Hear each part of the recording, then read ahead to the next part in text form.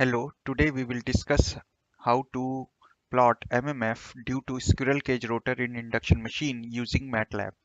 And we will take 4-pole induction machine as an example, which has 24 conductors on the rotor.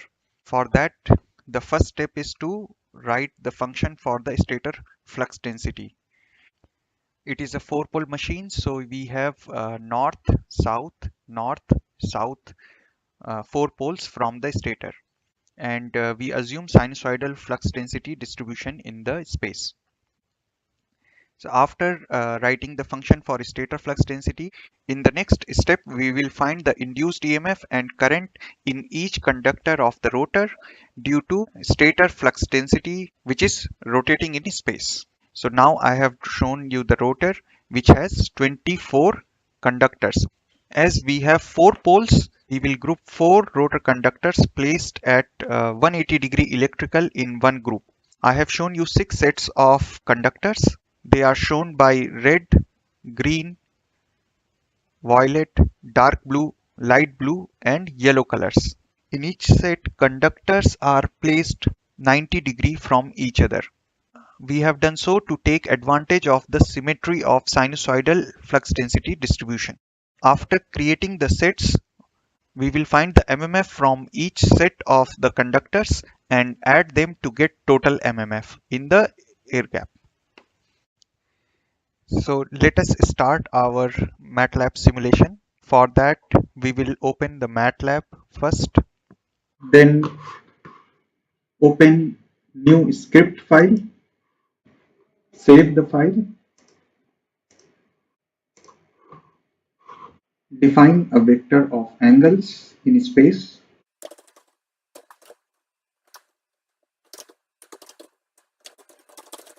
define the flux density with respect to space angle,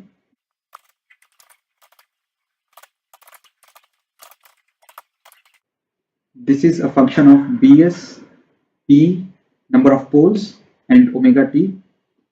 So before this line, let us write Bs equal to 1. So we normalize the maximum flux density to be 1.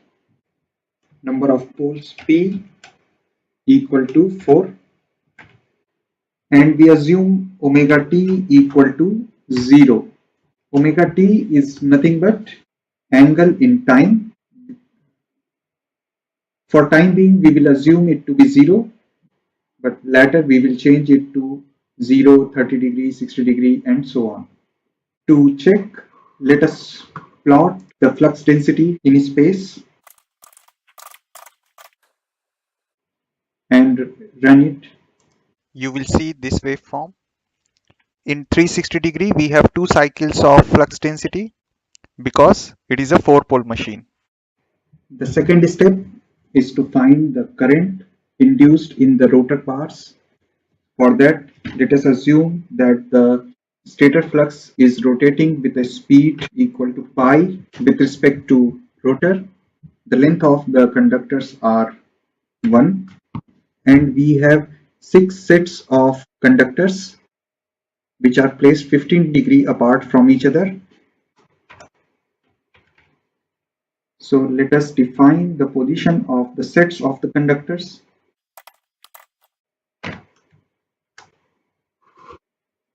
Assume the resistance of each conductor is 1 ohm. So the current in the conductors of a set is given by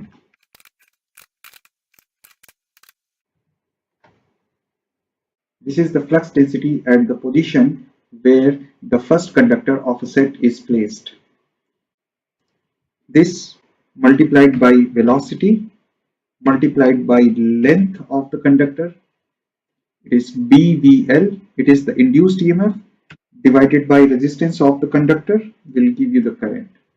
Similarly, we can write the currents through each conductor of a set.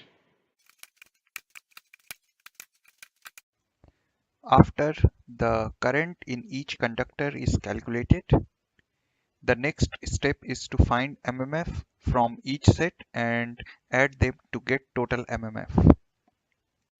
Now let us consider the set of conductors shown by red. The MMF due to this set will be positive for 0 to 90 degree and 180 to 270. Similarly, if you consider the set of conductors which is shown by green color, the MMF due to this will be positive from 15 to 90 plus 15 and 180 plus 15 to 270 plus 15 and so on.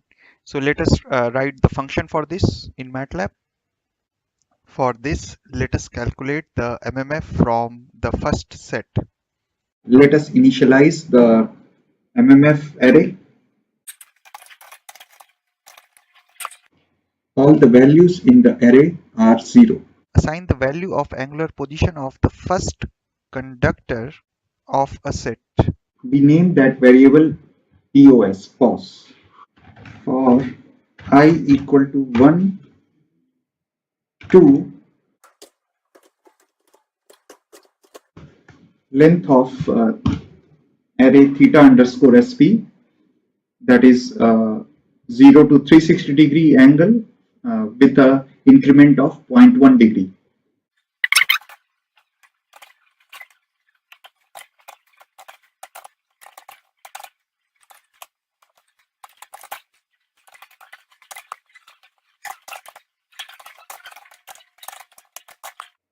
The MMF is positive for the spatial angle of position of the first conductor to 90 degree plus position of the first conductor, or if the spatial angle is between 180 degree and 270 degree ahead of the first conductor of the set.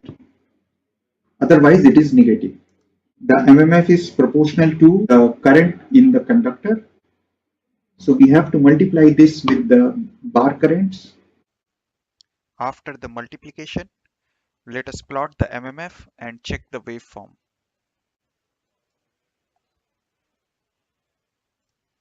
You will see a curve like this.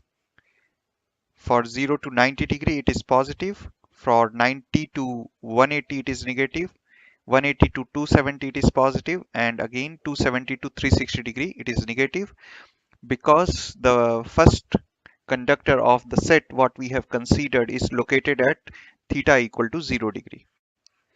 If we take the second set, so we have to change this variable to 2 so that the second element of the array is assigned to POS.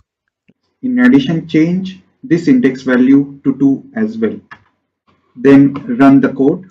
You will see this curve where for 0 to 15 degree it is negative, then 15 to 105 it is positive, further 90 degree negative, then positive, and then negative. We have to calculate the MMF from all the sets. So we have to run this part of the code for each element of position underscore con array.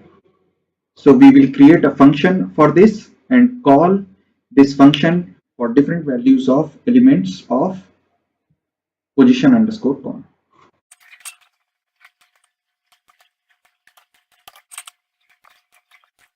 Let us define a matrix where each column belongs to the MMF of a set.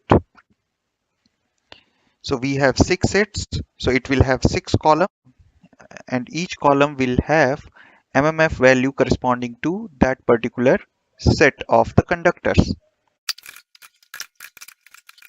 Now this matrix is initialized with zeros. If we want to calculate the elements of each row, we have to call this MMF underscore R function for first set, second set, third set, and so on.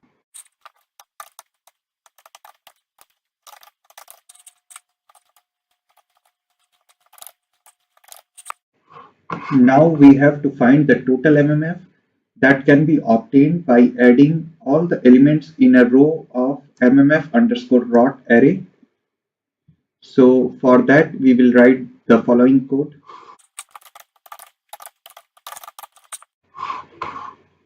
This is the total MMF at omega t equal to 0. Let us plot it. We can run the code now. you will see this curve. This is the MMF distribution at omega t equal to 0 because of rotor current. Here at this line, we can change the value of omega t and get the plot of MMF because of rotor current at any instant of time. So let us see what will happen if I change the value here to 30 degree. Run the code. So we see this curve. If we change it to 60 degree, run the code, we will get this curve. That is how we can plot the MMF waveform for different value of omega t because of rotor current. You can see the amplitude of MMF waveform is constant, and at different value of omega t, it just move in space.